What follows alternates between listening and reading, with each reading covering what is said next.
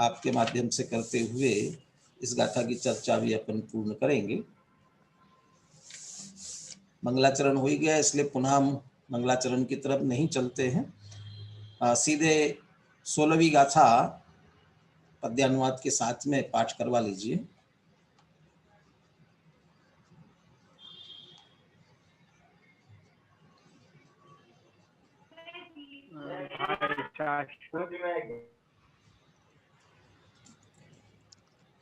दंसणानि चरितानि सेवितव्यानि साहुणानिच्चं तानि पुण्यजान तिण्णिवि अपाडं चेवणेच्छयदो चारित्र दर्शन ज्ञान को सब साधु जन सेवे सदा ये तीन ही हैं आत्मा बस कहे निश्चय नय सदा। गाथा में मुख्य रूप से आत्मा समुपास्यता, आत्मा की उपासना करनी चाहिए, इस बात को निश्चय और व्यवहार से स्पष्ट किया। व्यवहार से कहे तो दर्शन ज्ञान चारित्र का सेवन करना चाहिए, और निश्चय से कहे तो चूंकि तीनों निश्चय से एक आत्मा है, इसलिए आत्मा का ही सेवन करना चाहिए। ये बात मूल गाथा में आई हुई है। अब जो विशेष चर्चा है उसके लिए सबसे पहला प्रश्न और सरल प्रश्न कि यहाँ साहुना साधुओं के लिए कहा, तो साधुओं के लिए बात यहाँ क्या साधु परमेष्ठी के लिए है कि साधु कह करके सामान्य जन लेना चाहते हैं? तो सदा सीधा स्पष्ट अर्थ इसका उत्तर तो मैं देता हूं। जो मुझे प्रश्न विशेष पूछना है उसी प्रश्न पर आते हैं। यहाँ पंडित जयचंद जी छाबड़ा और सहजानंद जी वर्णिकर, इन दोनों ने साधु पुरुष अर्थ किया, माने सज्जन पुरुष। साधु पुरुष वो तो साधु परमेष्ठी भी पुरुष ही है, इसलिए सज्जन पुरुष, एक सज्जन व्यक्ति, सज्जनता के अर्थ में ही किया। तो हम साधु का अर्थ सज्जन पुरुष किस आधार से कर सकते हैं, इसके लिए क्या आधार है? प्रश्न आया ना समझ में? सरल प्रश्न है, तात्विक प्रश्न नहीं है, एक सामान्य प्रश्न है। साधु शब्द में से सज्जन पुरुष अर्थ कैसे निकलता है? कौन बता सकता है? हैंड रेज करे तो उसे ही पूछना उचित रहेगा।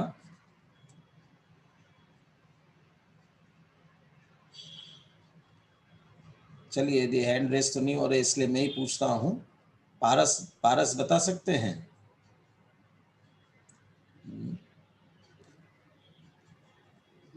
नहीं बता सकते। पढ़ा था प्रकरण, बहुत सरल प्रकरण है, मैंने सरल उत्तर है, कोई बहुत कठिन नहीं है। तात्विक इसलिए ना, तात्विक विषय नहीं है, पढ़ा नहीं हो तो नहीं आएगा ख्याल में। चलिए स्वस्ति बोलिए। जयचंद जी छाबड़ा पंडित जी और सहजानंद जी वर्णी जी ने साधु शब्द का जो अर्थ है वो साधु पुरुष किया है। इस आधार से उसको साधु ले सकते हैं, क्योंकि इस पूरे ग्रंथ में भद्र मिथ्या दृष्टि, वो प्रश्न नहीं पूछ रहा हूँ। वो प्रश्न तो ये है कि वो उसका तात्पर्य मुनिराजों के लिए नहीं है, अके मात्र मुनिराजों के लिए नहीं है, उसमें लेना था मुझे। सज्जन पुरुष अर्थ कैसे कर सकते साधु शब्द का अर्थ? जो नीति का जो एक श्लोक आता है उसमें जो अर्थ साधु का लिया है वो साधु का अर्थ सज्जन पुरुष लिया है, क्योंकि वहां पे लिया गया है कि जो सज्जन पुरुष होते हैं वो ज्ञान दान और रक्षा के लिए, अपने जो विद्या है उसको ज्ञान के लिए, धन है उसको दान के लिए, और शक्ति को रक्षा के लिए यूज करते हैं। तो जो धन है तो वो साधु का अर्थ अगर मुनिराज या वैसा कुछ यति आदि लेंगे तो उनके पास तो धन होता ही नहीं है, और जो साधु पुरुष है उससे सज्जन व्यक्ति ही लिया जाएगा। इस तरह से यह अर्थ लिया था। ये इस नीति के श्लोक के माध्यम से कहा कि साधु शब्द का प्रयोग मुनि के अर्थ में ही नहीं होता है, सज्जन पुरुषों के अर्थ में भी होता है। एक कोई अन्य जगह का भजन आपने सुना होगा, वो कबीर का कोई आता है ना, वो कहते ना, कहे कबीर सुनो वही साधो, सुनो वही साधो, तो वहाँ भी तात्पर्य सुनो वही साधो कह करके वो सज्जन पुरुष के लिए ही कहना चाहते हैं। तो ये शब्द में से ये बात भी निकलती है कि साधु शब्द का प्रयोग है, इसलिए सीधे साधु परमेष्टि लेना जरूरी नहीं है। शब्दानाम अनेके अर्था, तो प्रकरण के अनुसार ही लिया जाना चाहिए। अब साधु का अर्थ यदि साधु परमेष्टि ही लेते हैं तो क्या आपत्ति आएगी?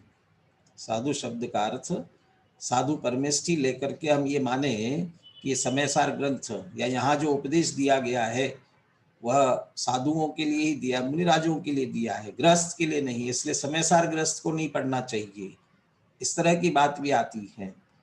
इस संदर्भ में क्या तर्क दिए हैं? बोलिए अंकुर जैन, बोलिए। हाँ भाई साहब, इस संदर्भ में तर्क दिया है। पहला तो यह कहा कि जो ऐसी बात करते हैं कि ये केवल मुनिराजों को पढ़ने के लिए है, तो वे स्वयं ग्रस्त होते हुए भी ये ग्रंथ पढ़ रहे हैं, तो उन्होंने पढ़े हुए ये बात कही है या बिना पढ़ के कही है? यदि पढ़ के ही कहा है तो फिर उनकी बात स्वयं से ही खंडित हो जाती है। दूसरी बात, आचार्य देव ने जगह जगह अप्रतिबुद्ध को संबोधित करते हुए कहा है, यानी मिथ्या दृष्टि को वो बार बार संबोधित कर रहे हैं। तो मुनिराज तो सम्यक दृष्टि होते हैं, इसका मतलब ही ये है कि ये मुनिराजों के लिए ग्रंथ वो उपयोग करें तो कोई दिक्कत नहीं, लेकिन उनके लिए ही लिखा हो ऐसा नहीं है। और बार बार आचार्य देव कहते कि सम्यक्त को धारण करो, मतलब अभी मिथ्या दृष्टि है, तब तो ये कह रहे हैं कि तुम सम्यक्त को धारण करो। इसलिए हम मुनिराजों के संदर्भ में ये नहीं कह सकते कि ये मुनिराजों के लिए लिखा है। और गृहस्थों की लंबी चौड़ी लिस्ट भी है, किन किन गृहस्थों ने। बरणी जी को पूरी आत्म ख्याति याद थी, छावड़ा जी ने उस पर टीका लिखी, और राजमल जी ने उस पर बाल प्रबोधनी टीका लिखी, और बहुत सारे विद्वान दौलत राम जी आदि ने इनके भाव को लेकर भजनों आदि की रचना की, और सभी पढ़ के ही ये बात करते हैं। इसलिए अपन गुरुदेव श्री ने 19 बार प्रवचन किए, तो ग्रस्त पढ़ते हैं, इसलिए अपन ऐसा नहीं कह सकते कि ये केवल मुनिराजों के लिए। जिस संदर्भ में बात चल रही है उसमें गुरुदेव तो इस पक्ष में है। हाँ, उन पर तो आरोप ही यार, उन पर उन्होंने अध्ययन प्रारंभ किया, जन सामान्य के लिए बनाया, इसीलिए तो ये खड़ा किया कि ये गृहस्थों के लिए नहीं है, ये तो मुनियों का ग्रंथ है, इस तरह का प्रश्न किया। चलिए, बहुत अच्छा स्पष्टीकरण कर दिया इसमें से। एक बात टोडरमल जी के कथन में कहीं एक वाक्य आता है, वाक्य ख्याल में है, उन्होंने अध्यात्म के कथनों के संदर्भ में कहा, वही हम समय सार के संदर्भ में भी कह सकते हैं। गधा मिश्री खाने से मर जाए। हाँ, ये लिखा ना, गधा मिश्री खाने से यदि मर जाए, अरे वो ये कहते हैं कि भी सामान्य जनों के लिए नहीं है, सामान्य जन तो इसे पढ़ करके भ्रष्ट हो जाते हैं, जैसा कि बनारसदास जी पहले हुए थे, भ्रष्ट हुए। शीतल प्रसाद जी के संदर्भ में भी ऐसा कहा जाता है, यद्यपि वो उस तरह से भ्रष्ट हुए ऐसा नहीं है, लेकिन उनके लिए भी समय सारी कह करके चलाते थे। तो ये अरुचिकर किसी को लग रहा हो या शंका हो रही हो, तो उसके कारण से इसका अध्ययन मनन सामान्य जनों के लिए रोका जाए, ये संभव नहीं है। सबसे प्रबल तर्क तो यही है कि अधिकतर तो अज्ञानी को समझाने का प्रयास किया है, और वो अध्यात्म के आधार से सम्यक दृष्टि बन गए, उन्हें भी तो अध्यात्म के लक्ष्य से, जैसे अभी अपन ने 2 प्रकार से आत्मा की उपासना की बात पढ़ी, साध्य भाव की और साधक भाव की।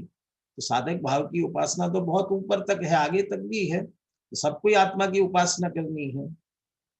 जो अज्ञानी मिथ्या दृष्टि, उन्हें सम्यक दर्शन प्राप्त करने के लिए, सम्यक दृष्टि हो गए हैं उन्हें चारित्र की पूर्णता के लिए, और चारित्र की पूर्णता जिनकी हो गई है उन्हें उसी तरह से उसी अवस्था में निरंतर बने रहने के लिए, तो निरंतर ही आत्मा की उपासना करते हैं। इसलिए उपदेश तो एक तरह से सभी के लिए है, तो मात्र मुनिराजों को कह करके हम इसकी उपेक्षा नहीं कर सकते हैं, ये विशेष बात है।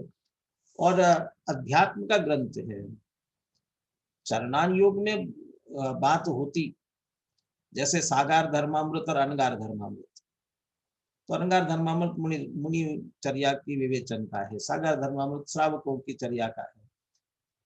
वहां कदाचित ऐसा कहे कि अनगार धर्मामृत श्रावकों को नहीं पढ़ना चाहिए, वो भी कोई बात नहीं है, पढ़ना चाहिए, क्योंकि जो सागार है उसे अनगार तो बनना ही है। तो मुनिचर्या कैसी होती, क्या होती, इसके लिए उसे भी अध्ययन करना चाहिए। जब उसका निषेध नहीं है तो अध्यात्म ग्रंथों का निषेध कैसे कर सकते हैं। इसलिए ये सभी तर्क ख्याल में लेते हुए ये प्रसंगवश दोनों बातें हैं। प्रसंगवश माने इस गाथा में साधु शब्द का प्रयोग आया इसलिए, और अभी तो इतनी चर्चा नहीं है, बल्कि जब ये देखा गया कि अब धीरे धीरे स्वाध्याय की रुचि हो रही है, बुद्धि का विकास भी है, तो सामान्य जन भी मात्र किस्से कहानियां सुनना नहीं चाहते हैं, मात्र उपदेशी प्रवचन नहीं सुनना चाहते हैं, कुछ तत्व की बात सुनना चाहते हैं। ये जब समझ में आया तो जो विरोध करते थे वे भी सामान्य सभाओं में समय सार पर प्रवचन करने लगे। तो ये तो सिर्फ एक पक्ष व्यामोह से किया गया कथन था, लेकिन उसका भी हमें स्पष्ट उत्तर ध्यान में रहे, इसलिए चर्चा इसमें ली गई थी। अब इसके बाद का जो प्रकरण है, इसमें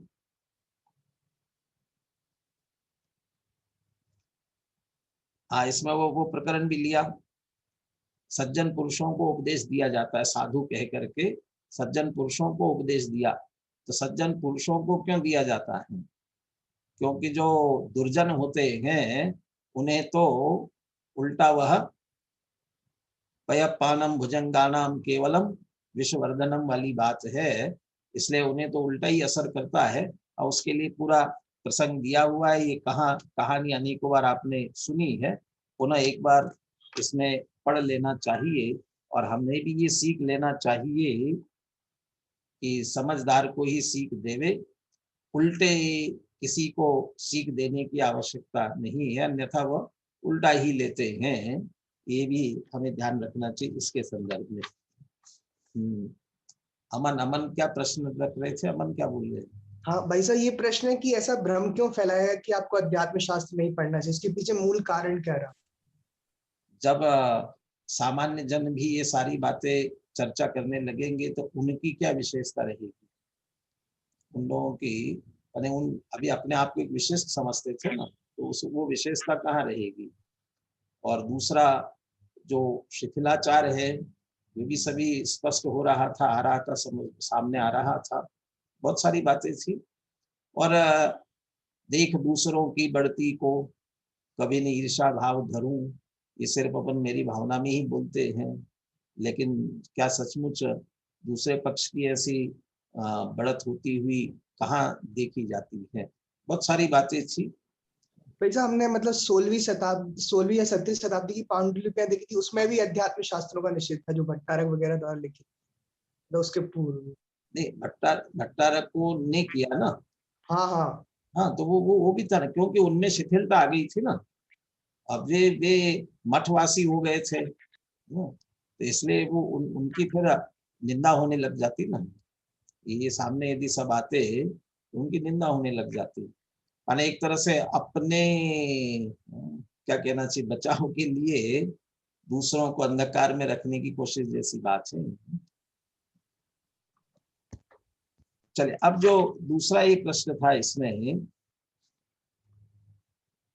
कि ये स्वयं तो ऐसा निर्णय करे कि एक आत्मा की उपासना साध्य भाव या साधन भाव के माध्यम से एक आत्मा ही सेवन करने योग्य है, ऐसा अपने स्वयं में निर्णय करे, और दूसरों को दर्शन ज्ञान चारित्र का सेवन करना चाहिए ऐसा उपदेश दे। परेशान प्रतिपाद्य थे, दूसरों के लिए प्रतिपादन करते हैं। इसमें से प्रश्न खड़ा किया कि स्वयं के लिए तो आत्मा का सेवन और दूसरों के लिए दर्शन ज्ञान चारित्र का सेवन, ये ऐसा उचित नहीं है ना।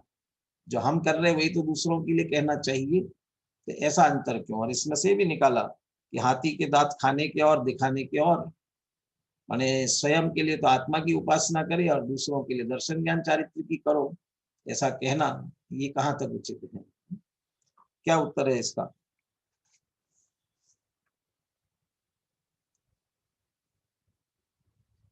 बोलिए, शाश्वत जैन बोलिए। हाँ, यहाँ पर इसका उत्तर इस प्रकार दिया गया कि यदि हम अबोध अज्ञानी शिष्य को ये कहेंगे कि आप मात्र आत्मा का सेवन कीजिए, मात्र आत्मा का ज्ञान कीजिए, तो उन्हें कुछ समझ में नहीं आएगा। इसलिए वहाँ पर भेद करके कि श्रद्धा, ज्ञान, चारित्र का सेवन करें, जिससे उन्हें समझ में आए। और दूसरी बात है कि उपदेश देने के लिए हमेशा हमें व्यवहार का सहारा लेना पड़ता है और यहाँ पर भेद सो व्यवहार इस प्रकार की अपेक्षा ली गई है। तो इसलिए भी यहाँ पर यदि दूसरों को समझा रहे हैं तो भेदपूर्वक व्यवहार से समझाएँगे और स्वयं अनुभव कर रहे हैं तो अभेदपूर्वक निश्चय से करेंगे। और यहाँ पर बात की गई 8वीं गाथा की भी, मतलब 8वीं गाथा का जिस प्रकार वहाँ समझाया था वैसे ही यहाँ पर संक्षेप में समझाया गया है। और उसके बाद उन्होंने अंत में एक सार के रूप में कहा कि भले ही हम भेद करके आपको समझा रहे हैं, लेकिन दर्शन, ज्ञान, चारित्र और आत्मा ये दोनों एक ही हैं। इनमें कोई फ़र्क नहीं है। वहाँ पर इन्होंने सम्यक दर्शन, सम्यक ज्ञान, सम्यक चारित्र को आत्मा के ऊपर घटित किया कि आत्मा का निर्मल ज्ञान वही सम्यक ज्ञान है और उसी समय होने वाली पर से भिन्न और अपने से अभिन्न, आत्मा से अभिन्न ऐसी श्रद्धा, ये सम्यक दर्शन है। और उपयोग में स्थिरता, आत्मा में स्थिरता, यही सम्यक चारित्र है। तो कुल मिलाकर सम्यक दर्शन, सम्यक ज्ञान, सम्यक चारित्र वही आत्मा है, ये आत्मा वही सम्यक दर्शन, सम्यक ज्ञान, सम्यक चारित्र है। इस प्रकार यहाँ निराकरण किया। चलिए, बहुत अच्छा। जैसे वो 8वीं गाथा का जो उल्लेख किया ना, कि कही कि आत्मा को जानो, आत्मा को जानो। तो आत्मा को जानो ठीक है, लेकिन आत्मा को कैसे जाना जाए? तो आत्मा को समझाने के लिए जो जाने, जो देखे, इस तरह से उसके गुणों के माध्यम से गुण भेद करके समझाना ही पड़ेगा। ऐसे ही आत्मा की उपासना करो मतलब क्या? आत्मा की उपासना करो, आत्मा ही उपासना करने योग्य, आत्मा ही सेवन करने योग्य है। तो आत्मा कोई टैबलेट है कि भाई सीधा पानी के साथ आत्मा को निगल दिया, क्या माने? सेवन करना माने क्या? आत्मा की उपासना करो, सेवा करो। तो सेवा करो तो जैसे मुनिराज की वैयावृत्ति की जाती है, हाथ पैर दबाए जाते हैं, ऐसे क्या आत्मा की क्या किस तरह सेवा करे? इसके लिए कह रहे हैं कि भी आत्मा का सेवन, उपासना, आराधना, जो भी बात कही जाएगी तो उसमें यही कहना पड़ेगा कि भी आत्मा को जानो। किससे जानोगी? ज्ञान से जानो, अच्छी तरह से निर्णय करो आत्मा का। और आत्मा का निर्णय करना, ये ज्ञान का सेवन कहो कि आत्मा का, ज्ञान के माध्यम से आत्मा का सेवन, और उसी आत्मा की श्रद्धा, प्रतीति, विश्वास, यही मैं हूं, ये दर्शन का सेवन कहो या दर्शन के माध्यम से आत्मा का सेवन। और ऐसे आत्मा में लीन होना, चारित्र का सेवन या चारित्र के माध्यम से, चारित्र गुण से, चारित्र की पर्याय से आत्मा की उपासना, आत्मा की आराधना है। माने श्रद्धा, ज्ञान, चारित्र तीनों आत्म सम्मुख होवे। पर द्रव्यन्ते भिन्न आप में रुचि सम्यक तो भला है। आप रूप को जान पनोसो, सम्यक ज्ञान कला है। आप रूप में लीन रहे थे, सम्यक चारित्र सोई। यानी तीनों एक आत्मा की ओर सन्मुख हुए। जैसे जब भी कोई कार्य करने की बात आती है, जैसे नमस्कार करने की बात है, भक्ति पूजा की बात है, नमः त्रियोग समाहिते, नमः त्रियोग, तीनों योग संभाल करके नमस्कार करो।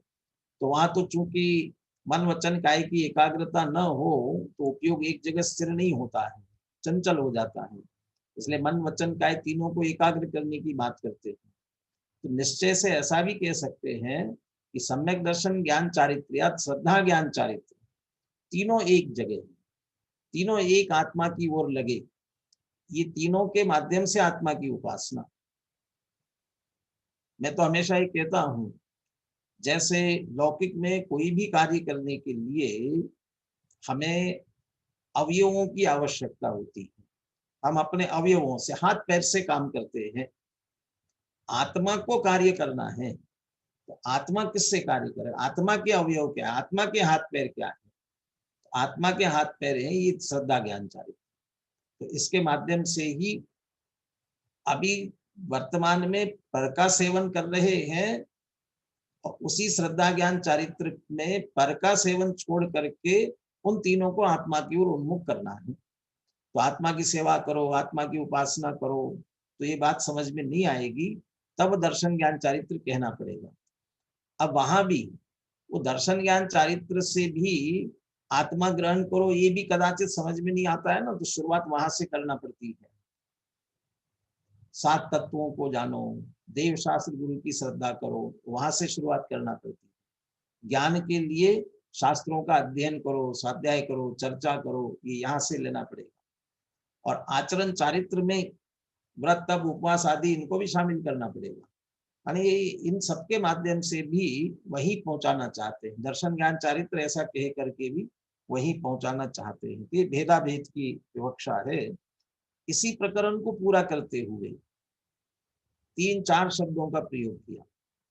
भेद, अनेक, अनेकाकार, मेचक और इसको अशुद्ध कहा। और अभेद, एक, अमेचक और इसको शुद्ध कहा।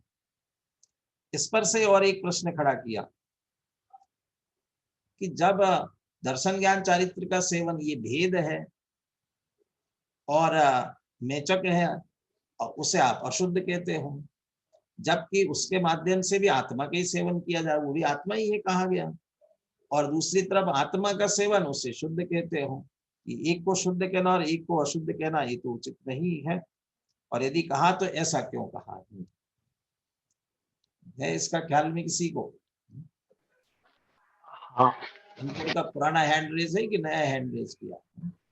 ऐसा एक प्रश्न था हाँ हाँ। कि अभी अपन को तो आत्मा तक पहुंचाना है यहाँ दर्शन ज्ञान चारित्र का भेद करके, तो जहां तक आत्मा तक नहीं पहुंचाएंगे तो वो सारा उपदेश अपूर्ण रहेगा तब तक।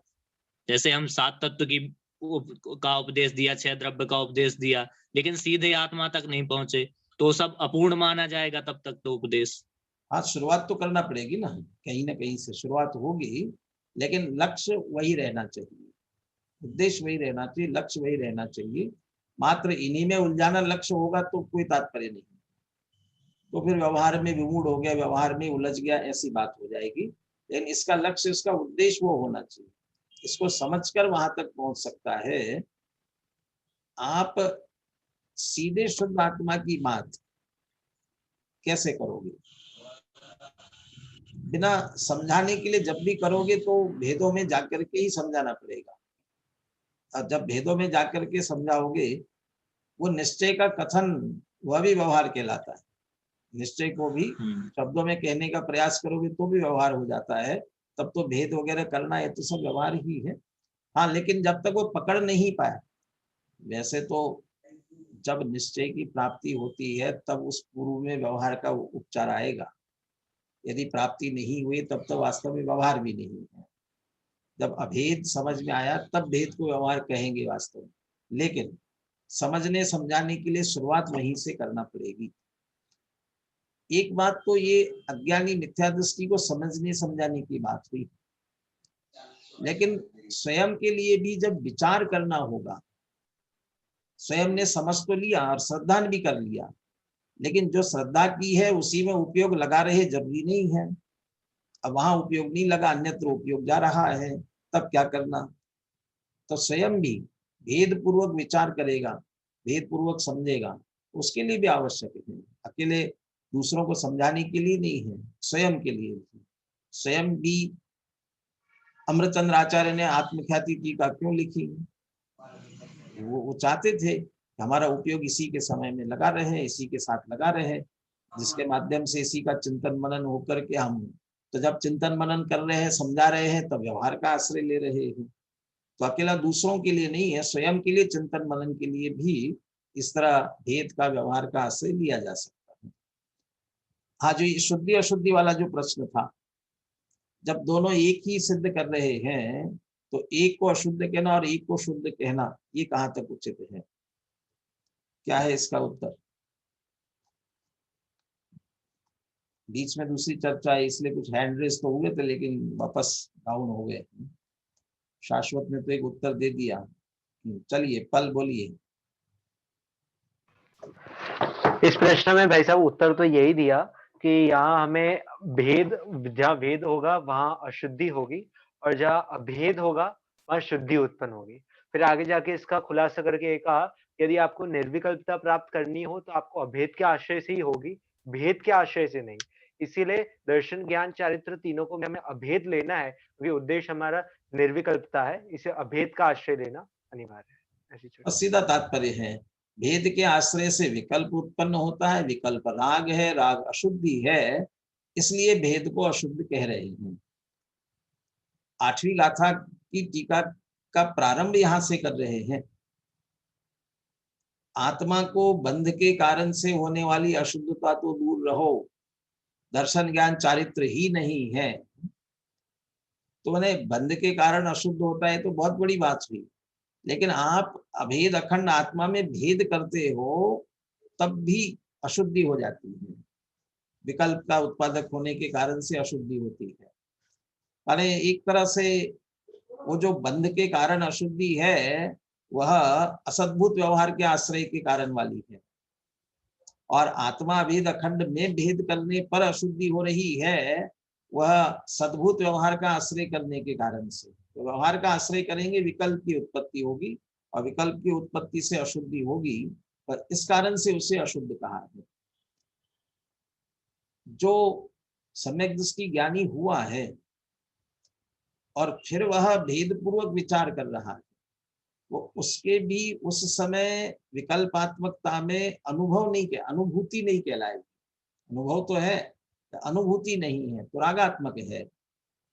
अभी जो स्वसमय पर समय की बात हो रही थी, तो जब ये भेद पूर्वक विकल्प में अटका हुआ है उस समय पर समय है, और जब वह इन भेदों का विकल्प भी छोड़ करके जो सराग सम्यक्त और वीतराग सम्यक्त तो कहा जयचंद्राचार्य ने, वो सराग है। जब तक इस तरह के विकल्प चल रहे तब तक सराग है, अब इसलिए वो सूक्ष्म पर समय हुआ, स्थूल पर सूक्ष्म पर समय।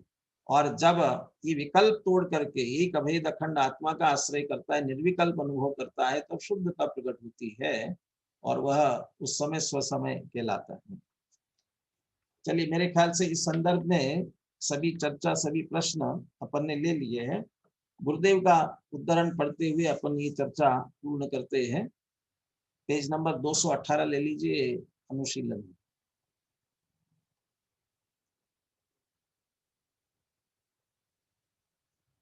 कौन लेता है संयम?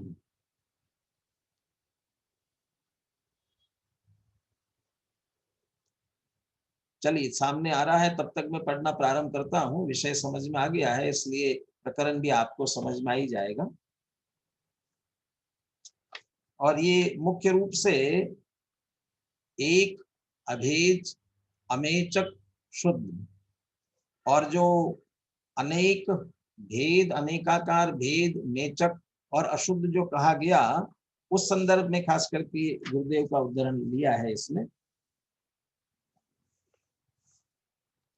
उक्त संदर्भ में, तो उक्त संदर्भ में पूरी 16वीं गाथा के संदर्भ में नहीं है, ये जो मेचक, अमेचक, एक, अनेक और उसमें से जो शुद्ध अशुद्ध निकाला, उसके संदर्भ में। अभेद कथन से व्यवहारी जन समझ नहीं सकते, इससे उन्हें दर्शन ज्ञान चारित्र के भेद करके व्यवहार से समझाया है कि साधु पुरुष दर्शन ज्ञान चारित्र का सेवन करे। भगवान आत्मा निश्चय है, तो उसकी अपेक्षा दर्शन ज्ञान चारित्र इस प्रकार 3 का सेवन करना व्यवहार है, मेचकपना है, मलिनपन मेचकपन है, मलिनपन है, अनेकपन है। दर्शन स्वभाव, ज्ञान स्वभाव, चारित्र स्वभाव इत्यादि अनेक स्वभाव हो जाते हैं, इस कारण ये व्यवहार है। भेद किया, इस कारण से व्यवहार है। और इसी को मेचक, मलिन और अनेक, माने वो अनेकता ही मलिनता है। पर का संयोग हो गया, विकार हो गया, इस कारण से मलिनता आती है, ऐसा नहीं है। भेद किया इतने मात्र को यहाँ मलिनपना लिया हुआ है। लीजिए आगे लीजिए। ज्ञायक स्वभाव एक रूप है, उस एक का सेवन करने से पर्यायी 3 हो जाती है। ज्ञायक स्वभाव तो एक रूप है, और उस एक का सेवन करने से पर्यायी 3 हो जाती है, अनेक स्वभाव रूप हो जाती है। दर्शन ज्ञान चारित्र तीनों का भिन्न भिन्न स्वभाव है। दर्शन का प्रतीति रूप स्वभाव, ज्ञान का जानने रूप स्वभाव, चारित्र का शांति व वीतरागता रूप स्वभाव है।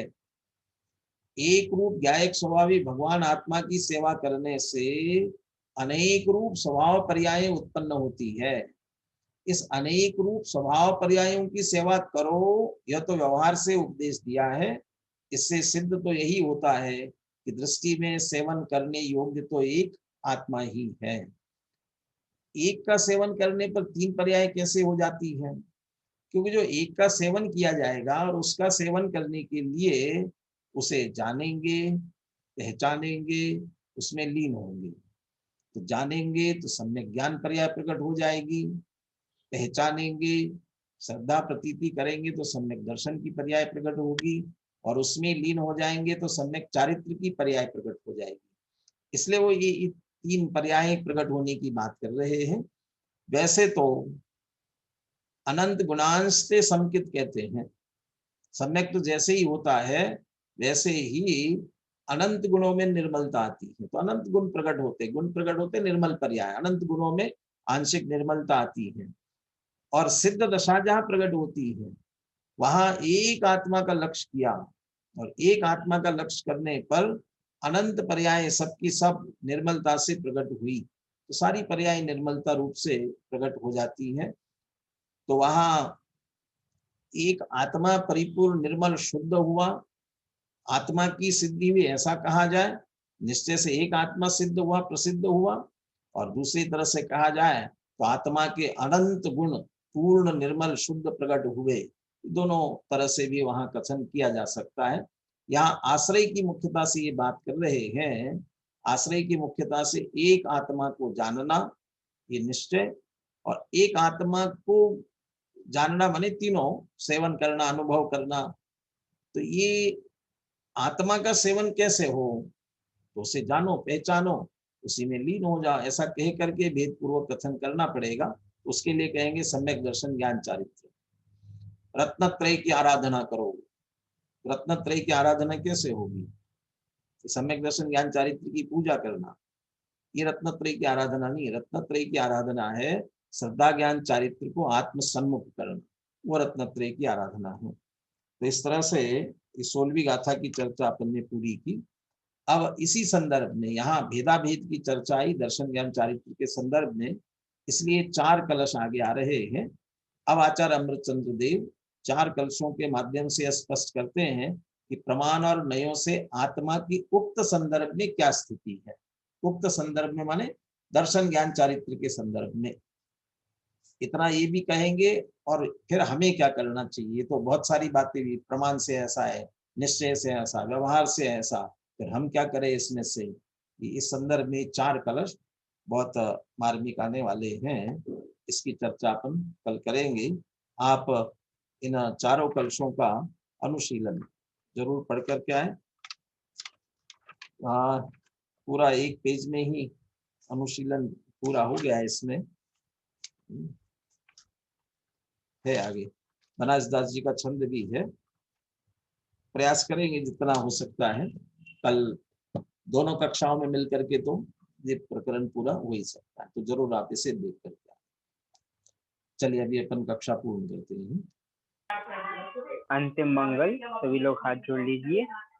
अनंत धर्मणस्तत्वं पश्यन्ति प्रत्यगात्मनः अनेकान्तमयी मूर्ते नित्यमेव प्रकाशताम्।